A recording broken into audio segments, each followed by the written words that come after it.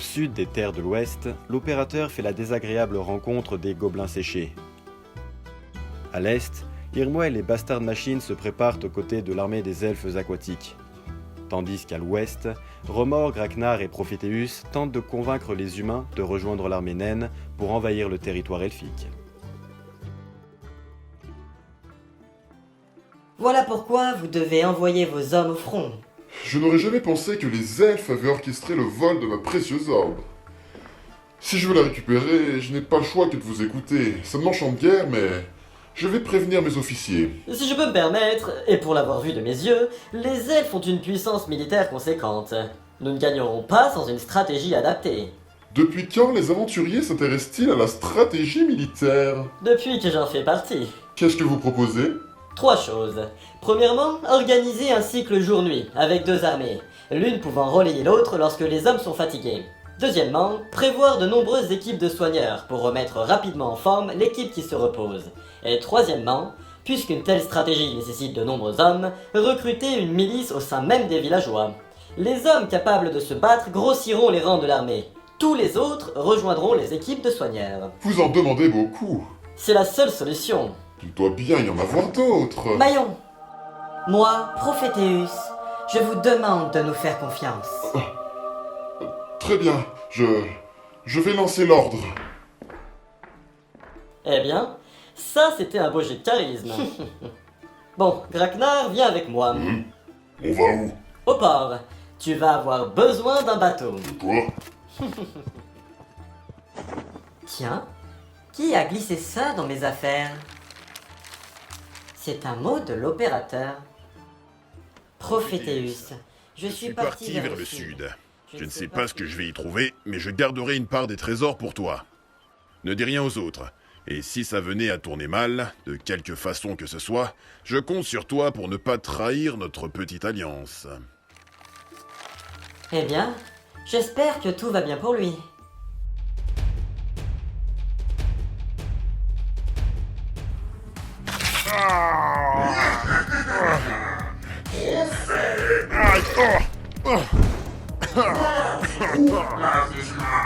Au sol, au pied des gobelins. Alors, mes deux chers frères, quel châtiment dois-je lui infliger? Damnation! La tablette des enfers? C'est une tablette? Qu'est-ce que c'est? Je crois que notre humain a besoin d'une petite démonstration.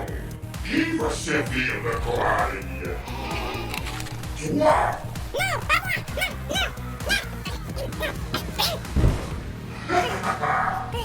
Lui! Rapsel, Fresley, Momette, Ersley! Bien! Il a explosé comme une grosse pastèque! À toi maintenant! Lis la tablette! D'habitude, je ne dis jamais non à une bonne explosion, mais là... Très bien. Je ne pensais pas finir comme des Hidara. Rapsel, Frefney, Momed, Earthney,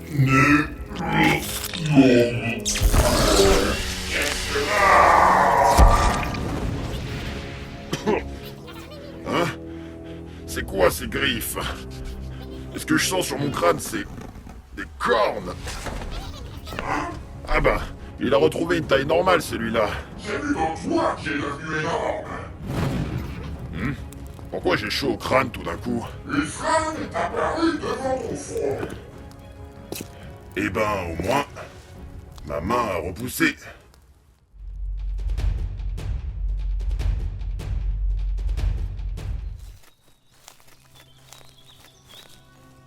Vous feriez bien de ne pas nous mener en bateau. Eliasiop, notre roi, serait très en colère si nous revenions sans avoir condamné ce souterrain secret. Nous n'avons aucune intention de vous trahir. Nous avons signé un pacte de vie, je vous rappelle. Tiens, justement, nous sommes arrivés. Ça ne voit rien. L'entrée est cachée entre ces buissons.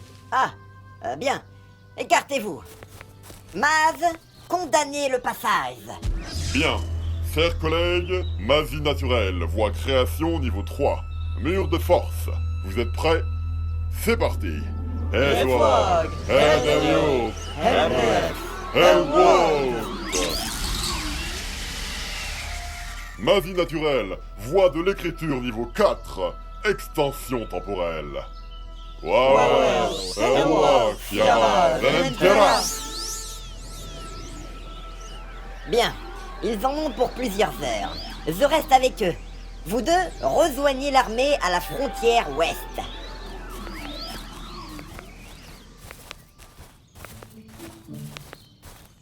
Toujours pas de traces de ton diablotin? Non.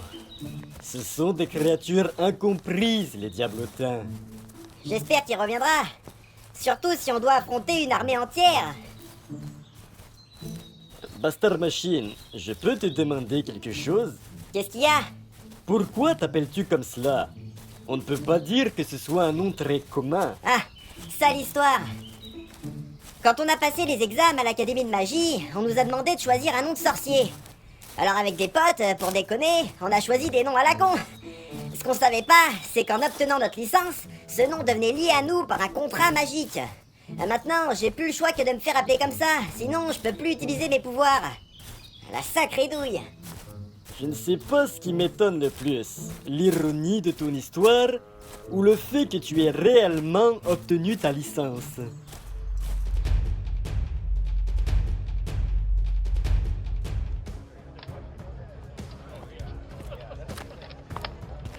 Les elfes viennent de condamner l'accès aux souterrains qui débouchent sur leur territoire. Mais notre équipe d'infiltration a eu le temps de passer. J'espère qu'elle ne s'est pas faite repérer. Merci, cher Mag Noir. Je n'aurais jamais pensé voir nos deux armées combattre côte à côte. Non.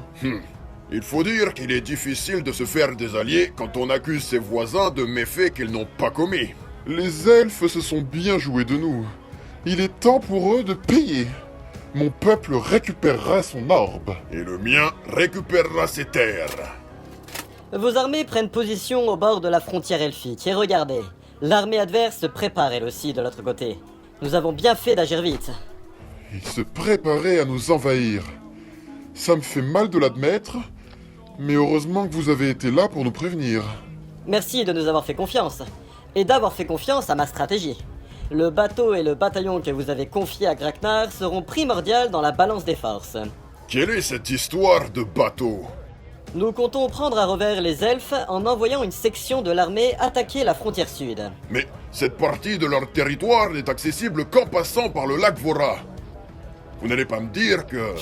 Ils ne s'attendront pas à ce que nous fassions transporter un bateau jusqu'au lac. L'effet de surprise est garanti, mais l'entreprise prendra du temps. Il nous faudra résister jusqu'à l'arrivée de ces renforts. C'est donc une course contre la montre qui commence pour Graknar et son bataillon.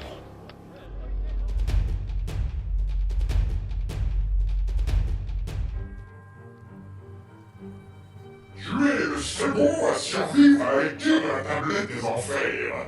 Personne à part moi n'en avait été capable. Rien que pour ça, tu mérites de vivre en tant qu'esclave.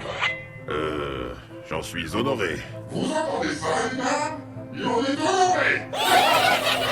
Mais si je peux me permettre, je pense que je serais plus utile en tant que conseiller personnel.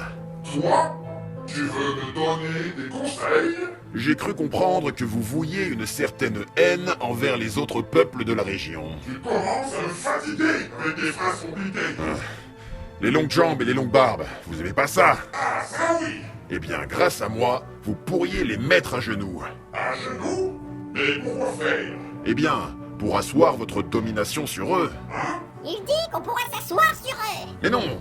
Enfin si vous voulez, mais... Ça me plaît.